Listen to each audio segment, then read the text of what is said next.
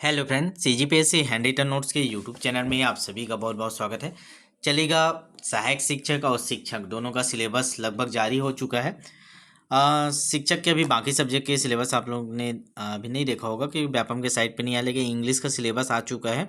उसमें आपको एक जनरल मोटा ओवरव्यू मिल गया होगा कि हमारा सिलेबस क्या रहेगा। 50 नंबर का सब्जेक्टिव रहेगा और बाकी चीज़ें हैं। ये 10 नंबर का इंग्लिश पेडागॉजी भी है, मतलब 10 नंबर पूरा इंग्लिश है, उसमें ग्रामर भी है, पेडागॉजी भी है। ठीक है, तो दोनों में सिलेबस में आपको पढ़ना ही है। अंक भले ऊपर नीचे कम ज़्यादा हो सकते हैं, लेकिन ये चीज़ें आपको दोनों में पढ़ना है, तो दोनों वाले इसके क्लास को पूरा कंप्लीट करेंगे। ठीक है, तो हम लोग ने स्टार्ट किया था पेडागॉजी ऑफ लैंग्वेज डेवलपमेंट, जो आपको पहला पॉइंट है, मेन हेडिंग है आपका।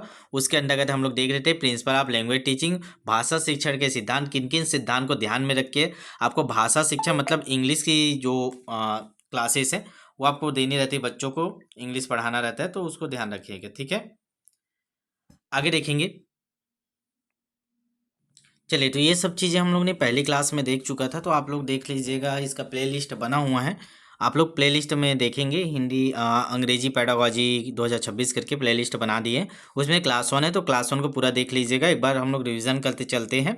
और आप लोग नोट्स भी बनाने में बोला था, नोट्स बना लीजिएगा। इससे बाहर कुछ भी आपको नहीं पढ़ना रहेगा, पूरा कंप्लीट हम लोग कवर करेंगे, साथ में नीचे क्वेश्चन भी करेंगे। ठीक है, तो ये हम लोग ने देखा था कि मातृभाषा को सीखना अपेक्षा होता है सेकेंड लैंग्वेज को सीखने के। ठीक है, मतलब मातृभाषा को आसानी से सीखा जा सकता है, उसके लिए वातावरण घर में मौजूद होता है, लेकिन सेकेंड लैंग्वेज को सीखने या सिखाने के लिए हमको वातावरण का निर्माण करना पड़ता है और कुछ सिद्धांत है जिसका हमको पालन करना पड़ता है, जिससे हम लोग बहुत आसानी से बच्चों को द्वितीय भाषा या अंग्रेजी का ज्ञान दे सकते हैं। ठीक है, तो वो क्या क्या हम लोग ने पढ़ा था। सबसे पहले देखे थे प्रिंसिपल ऑफ फ्रीक्वेंसी, आवृत्ति का सिद्धांत।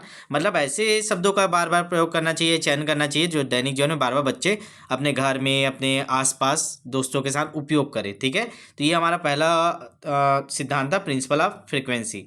अभी हम लोग शॉर्ट में देख रहे हैं क्योंकि हम लोग इसको डिटेल में पढ़ चुके हैं। ठीक है, सेकेंड हम लोग ने देखा था प्रिंसिपल ऑफ रेंज, मतलब ऐसे शब्दों का प्रयोग करें जिसका ज़्यादा से ज़्यादा प्रयोग हो। ठीक है, उसका रेंज व्यापक हो। ठीक है, जैसे कि आप इसका उदाहरण भी मैंने आपको बताया था, जैसे बोल सकते हैं कि ऐसे शब्द हो जो घर में बच्चा बार बार प्रयोग करे, उसके बहुत ज़्यादा वो उपयोग में आए, तो उसका रेंज ज़्यादा हो। ठीक है, तो ये हो गया। थर्ड हम लोग ने देखा था प्रिंसिपल ऑफ एबिलिटी, उपलब्धता का सिद्धांत। इसमें हम लोग ने देखा था कि अगर आप सेकेंड लैंग्वेज पढ़ा रहे हैं तो क्लास में ऐसे उदाहरण दे जो बच्चों के आंखों के सामने प्रत्यक्ष रूप से उपस्थित हो। ठीक है, एबिलिटी ऑफ ऑब्जेक्ट, ऐसे वस्तुओं का उदाहरण के लेकर समझाएं ताकि बच्चा उसको अपने प्रत्यक्ष आंखों से देख पाए, तो उससे बच्चे जल्दी सीखते हैं। ठीक है, जैसे पेंसिल होगा, पेन होगा, शार्पनर होगा, रूलर होगा, इन सब का प्रयोग करके बच्चों को सिखाना चाहिए। ठीक है, अगला हम लोगों ने देखा था उपयोगिता का सिद्धांत। पहला देखिए एबिलिटी, उपलब्धता का सिद्धांत। दूसरा हम लोग देखा उपयोगिता का सिद्धांत। ठीक है, इसमें ऐसे शब्दों का चयन करना चाहिए जो बच्चों के घर और समाज में उपलब्ध हो। ठीक है, अपने आसपास को वातावरण, जैसे television, LCD, refrigerator, sofa, bed, bowl, plate, ये सारी चीज़ें हैं, तो ऐसे शब्दों का हमको प्रयोग करना चाहिए। ठीक, या डेमोस्ट्रेशन करके पढ़ाना चाहिए। ठीक, थर्ड हमारा इंग्लिश पेडागॉजी का जो प्रिंसिपल सिद्धांत है, प्रिंसिपल ऑफ कवरिंग कैपेसिटी, मतलब व्यापक संकेत क्षमता का सिद्धांत। मतलब ऐसे शब्दों को आप ज़्यादा फोकस कीजिए जिसके अंदर बहुत सारी चीज़ें कवर हो जाती है। जैसे हम लोग ने बोला वेजिटेबल्स, तो बच्चे बता देंगे वेजिटेबल बोले मतलब इसके अंतर्गत टोमेटो आता है, कैरेट आता है, पीनट पी आता है, और बहुत सारे जितने भी सब्जियां हैं वो सारे इसमें आ जाता है वेजिटेबल्स के अंतर्गत। जैसे फ्रूट्स बोल दिए तो बहुत जितने सारे फ्रूट हैं वो सारे आ जाते हैं। तो ऐसे शब्दों को ज़्यादा सिखाएं जिससे कवरिंग कैपेसिटी बच्चों का बढ़े और ऐसे कवरिंग कैपेसिटी वाले शब्दों को वो आसानी से याद कर पाए, समझ पाए। ठीक है, तो ये हो गया हमारा प्रिंसिपल ऑफ कवरिंग कैपेसिटी। अगला हम लोग ने देखा था पांचवा प्रिंसिपल ऑफ टीचेबिलिटी। ऐसे शब्दों का चयन करना चाहिए जिससे विभिन्न शिक्षा सामग्री विधियों की सहायता से आसानी से पढ़ाया जा सके। ठीक है, तो क्या क्या चीज़ों का प्रयोग करना चाहिए जिसको आसानी से पढ़ा सके। हम ड्राइंग बोर्ड का यूज़ करना चाहिए, पिक्चर का यूज़ करना चाहिए, मॉडल का यूज़ करना चाहिए, चार्ट पेपर का यूज़ करना चाहिए, रियल ऑब्जेक्ट और डेमोस्ट्रेशन मेथड। तो इतने सारे जो शिक्षण के साधन हैं इनका हमको उपयोग करना चाहिए, और यही है मेन क्या सिद्धांत के अंदर टीचेबिलिटी, कि आप शिक्षण में किसका प्रयोग करें, तो इन सभी चीज़ों का ज़्यादा से ज़्यादा प्रयोग करना चाहिए। ठीक है, आगे देखते हैं छठवां प्रिंसिपल ऑफ लर्नेबिलिटी, अधिगम क्षमता का सिद्धांत। मनोवैज्ञानिकों के अनुसार विद्यार्थियों की आयु, मानसिक स्तर, सीखने की क्षमता को ध्यान में रखकर शिक्षण सामग्री का चयन करना चाहिए। मतलब जिसको आप सिखा रहे हैं बच्चों को, उसके आयु और मानसिक स्तर दोनों को ध्यान में रख के जो टीएलएम हम लोग यूज़ करते हैं या जो विधि हम लोग उपयोग करते हैं, मेथड जो उपयोग करते हैं, उसको चयन करना चाहिए। इन सबको ध्यान में रखें, ठीक है। तो ये सारी चीज़ें हम लोग ने लास्ट क्लास में पढ़ चुके हैं, नोट्स भी आप बना लिए होंगे, इसके टेस्ट भी आपके बैच में होंगे, टाइम टेबल बन जाएगा। 1-2 दिन अभी हम लोग क्लास पे फोकस कर रहे थे कंटेंट बनाने पे। टाइम टेबल आपको दे दिया जाएगा। जितने लोग भी बैच में जुड़े हैं, जिन लोग नहीं जुड़े हैं, व्हाट्सअप मैसेज करके जुड़ जाइएगा। कोशिश कर रहे हैं हम लोग जो क्लास होगा उसको रिलेटेड उसी को साथ में लेकर टेस्ट लेंगे, ताकि आप पढ़ के टेस्ट दिला पाएँ, ठीक है। बाकी टेस्ट थोड़ा सा फास्ट चलेगा ताकि ज़्यादा से ज़्यादा कवर हो पाए। क्लास थोड़ा सा समझा के चलते थोड़ा स्लो हो जाता है, ठीक है। चलिए, तो अभी हम लोग ने 6 सिद्धांत देखे थे लास्ट क्लास में। यूजफुल टीचिंग मटेरियल सेक्शन के 6 सिद्धांत। फ्रीक्वेंसी आवृत्ति हम लोग ने देखा। दूसरा रेंज देखा, व्यापकता, एबिलिटी उपलब्धता, कवरिंग कैपेसिटी, व्यापक संकेत क्षमता, और 5वां टीचेबिलिटी और लर्नेबिलिटी। ये 6 हम लोग ने सिद्धांत देखे। इसके कितने क्वेश्चन भी बनते हैं ये हम लोग ने पिछले क्लास में भी डिस्कस किया था। क्वेश्चन कैसे बनते हैं, इसके डायरेक्ट भी क्वेश्चन बनेंगे कि टीचिंग मटेरियल सिलेक्शन के निम्न सिद्धांत शामिल नहीं है उसमें करके, तो इसमें 3 दे देगा, 1 गलत दे देगा। तो ऐसे करके इनमें से कौन सा शामिल है, कौन सा शामिल नहीं वाले क्वेश्चन इससे बनते हैं, ठीक है। हम लोग लास्ट में आज क्वेश्चन भी देखने वाले हैं इन सभी के, जितने भी आज पढ़ेंगे उसके, कि कैसे कैसे बनेंगे, ठीक है। चलिए, क्वेश्चन नंबर 7वां देखते हैं, प्रिंसिपल ऑफ ग्रेडेशन।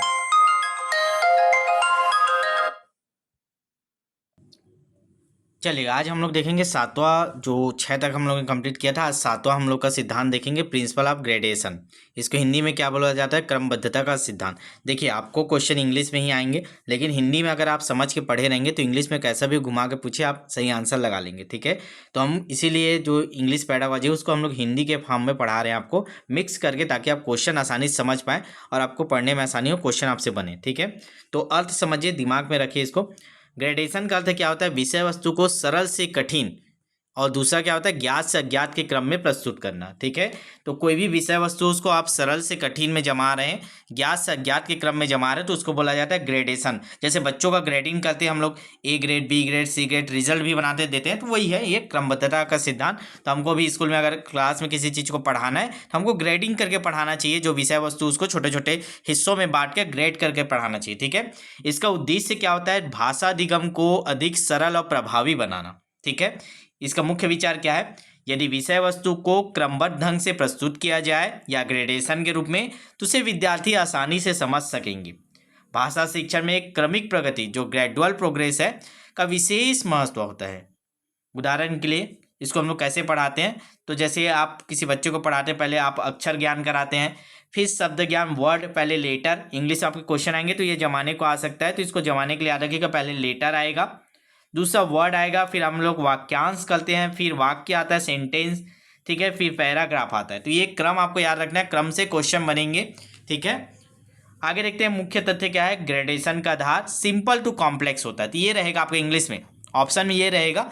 हिंदी में आपको समझना है सरल से कठिन की ओर, ये मैं आपको समझाने के लिए बता रहा हूँ। आप जब क्वेश्चन देखेंगे तो आपके जो ऑप्शन रहेंगे उसमें लिखा रहेगा सिंपल टू कॉम्प्लेक्स, ठीक है। तो इतना इंग्लिश आपको मैनेज करके चलना है, ठीक। अगला देखेंगे, यह सिद्धांत भाषा शिक्षण को सफलता का आधार माना जाता है। मतलब ये मेन, अगर भाषा शिक्षण में मेन सफलता का आधार किसको माना जाता है, सबसे मेन है किसी भी सिद्धांत में ये 7वां वाला सिद्धांत, इसको याद रखिएगा। ऊपर जितने 6 पढ़े उन सब में सबसे मेन है क्रमबद्धता, ग्रेडेशन का सिद्धांत, क्योंकि जो विषय वस्तु है उसको आप सरल से कठिन की ओर, ज्ञात से अज्ञात को जमा के पढ़ाएंगे तो सबसे ज़्यादा प्रभावी या प्रभावशाली वो रहेगा क्लास में, ठीक है। चलिए आगे देखते हैं। 8वां है हमारा प्रिंसिपल ऑफ ग्रुपिंग। अब देखिए, ग्रुपिंग ये बहुत इंपॉर्टेंट है, समूहीकरण का सिद्धांत, क्योंकि इसमें बहुत सारे अलग अलग लेवल पे है। इसके आधार पे समूह करेंगे, अर्थ के आधार पे, शब्द के आधार पे। तो इसको थोड़ा सा ध्यान से समझिएगा, ध्यान से पढ़िएगा। प्रिंसिपल ऑफ ग्रुपिंग, समूहीकरण का सिद्धांत। इस सिद्धांत के अंतर्गत विषय वस्तु मैटर को उसकी ध्वनि, परिस्थिति, वाक्य संरचना तथा अर्थ, मीनिंग के आधार पर समूहों में विभाजित किया जाता है, ठीक है। क्या क्या के आधार पे हम लोग करते हैं, विषय वस्तु को ध्वनि, साउंड के आधार पे, उच्चारण मतलब समझ रहे हैं ना, दूसरा परिस्थिति, सिचुएशन, तीसरा है वाक्य संरचना, सेंटेंस स्ट्रक्चर, चौथा है मीनिंग के आधार पे, ठीक है। इससे विषय वस्तु को सीखना आसान और सरल हो जाता है। अब देखते हैं एक एक करके हम लोग करते हैं। सबसे पहले हम लोग देखेंगे फोनेटिक ग्रुपिंग, ध्वनात्मक समूहीकरण। जो इंग्लिश जो पढ़ाते होंगे स्कूल में वो जानते होंगे, फोनेटिक जब पढ़ाया जाता है, ध्वनि उच्चारण कैसे करते हैं, बच्चों को एक एक शब्दों को सिखाया जाता है, ठीक है। तो पहला हम लोग देखते हैं ग्रुपिंग के प्रकार। पहला प्रकार है फोनेटिक ग्रुपिंग, ध्वन्यात्मक समूहीकरण।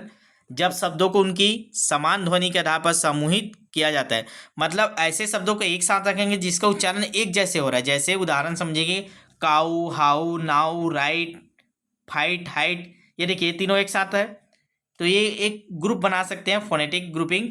काऊ, हाउ, नाउ, उच्चारण आप देखेंगे एक जैसे आपसे निकले रहे।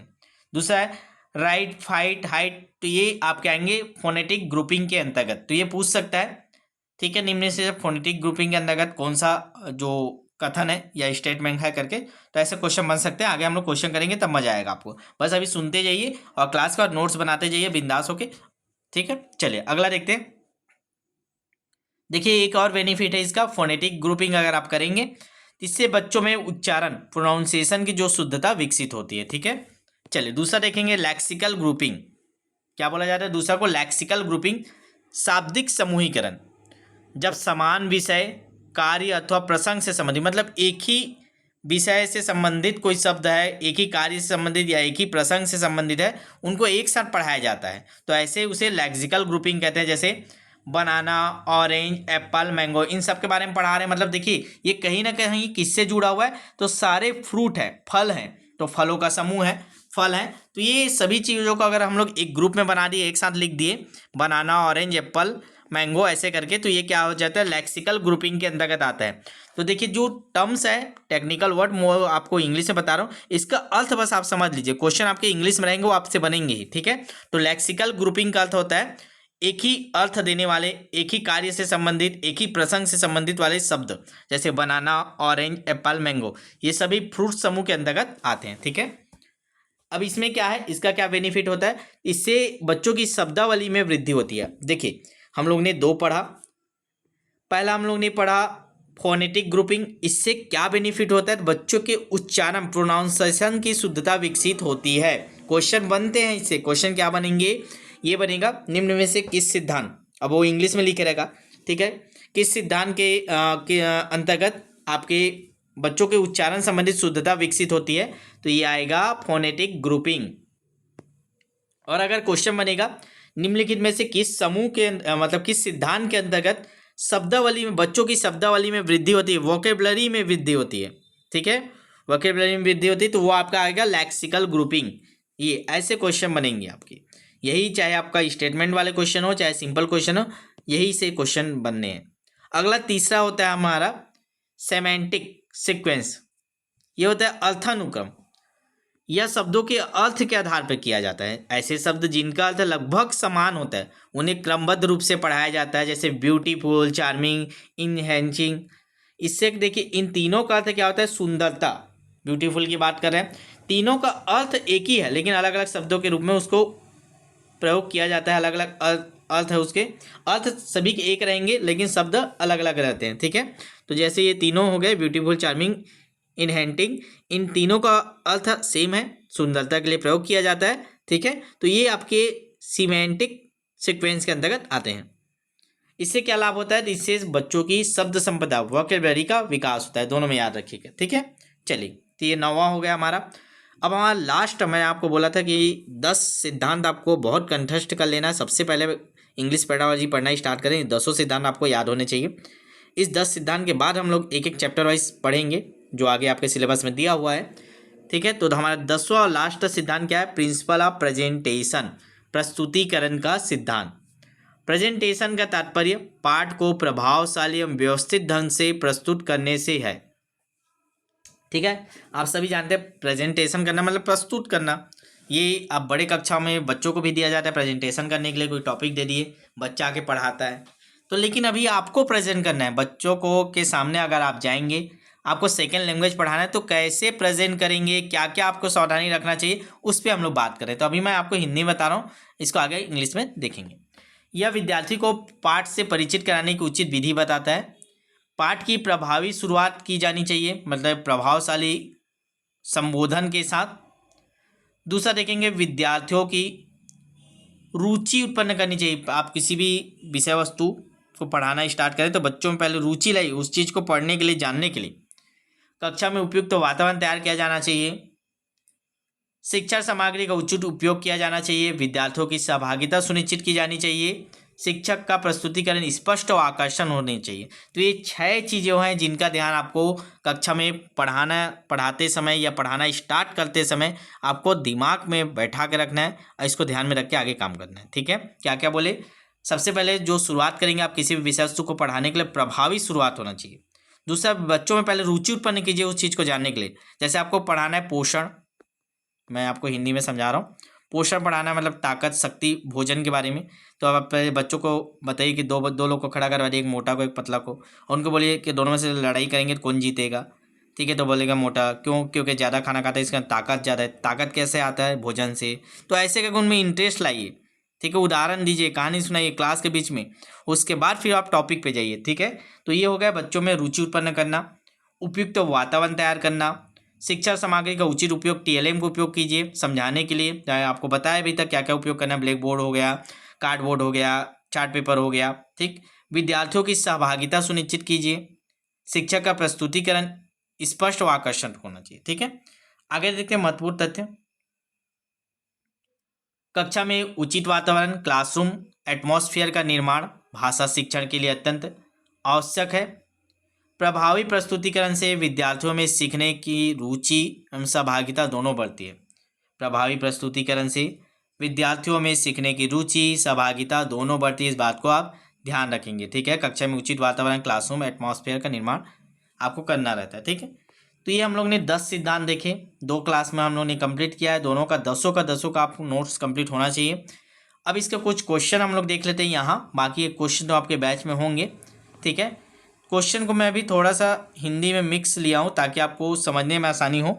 जब हम लोग टेस्ट वहाँ देंगे, जब आपके बैच में टेस्ट होगा तो ये हिंदी में नहीं लिखा रहेगा, उसमें इंग्लिश में रहेंगे। ठीक है, अभी मैं एक्सप्लेन कर रहा हूँ क्वेश्चन कैसे आते हैं, इसलिए मैं हिंदी में लिखा हूँ ताकि आपको समझ में आए कि आपको सॉल्व कैसे करना है, क्वेश्चन कैसे आएंगे। ठीक है, पहला क्वेश्चन आपकी स्क्रीन पे है। भाषा शिक्षण में ऐसे शब्दों का चयन करना जो दैनिक जीवन में बार बार प्रयुक्त हो रहे हैं, वो किस सिद्धांत से संबंधित है? आपके ऑप्शन है range principle, frequency, teachability, presentation. चलिए बताइए, चारों ऑप्शन आपके सामने है। ये आपके क्वेश्चन इंग्लिश में रहेंगे ना, ये अभी टेस्ट में डालेंगे, आपके टेस्ट वाला होगा उसमें इंग्लिश में रहेंगे, यहाँ समझाने के लिए हिंदी में लिया जा रहा है।